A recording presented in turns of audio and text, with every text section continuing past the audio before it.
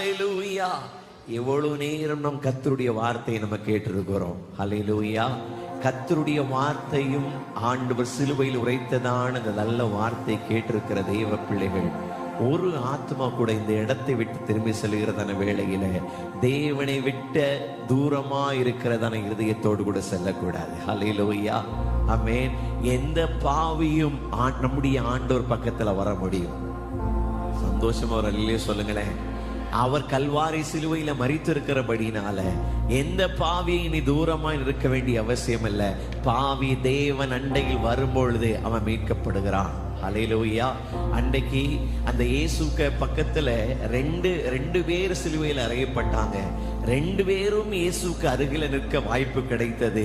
இயேசு பேசுகிறதை கேட்க அவங்களுக்கு வாய்ப்பு கிடைத்தது. ஆனா ரெண்டு பேர் இயேசுக்கு அருகில இருந்தாலும் ஒருவன் மாத்திரம் இயேசுவை ஏற்றுக்கொண்டான். அவனுடைய வாழ்க்கை மாறினது. நித்திய காலமா இயேசுவோடு கூட இருந்தான். ஹல்லேலூயா. ஆனா இயேசுக்கு சிலுவை அண்டையில இன்னொருவன் இருந்தான். அவன் இயேசு சொன்ன வார்த்தை கேட்டான். அவன் வாழ்க்கை மறுரூபமாக்கப்படாம நித்திய நரகத்திற்கு சென்றான். ஹல்லேலூயா. இந்த காலை வேளையில கர்த்தருடைய சிலுவையை குறித்து கேட்ட தேவனுடைய பிள்ளையே, கர்த்தருடைய சமூகத்தில் வந்த தெய்வ பிள்ளையே, நீங்கள் உங்க வாழ்க்கை நித்தியத்திலே அவரோடு கூட கழிக்கத்தக்கதான ஒரு வாழ்க்கையாக உங்க வாழ்க்கை மாற வேண்டும். ஹல்லேலூயா.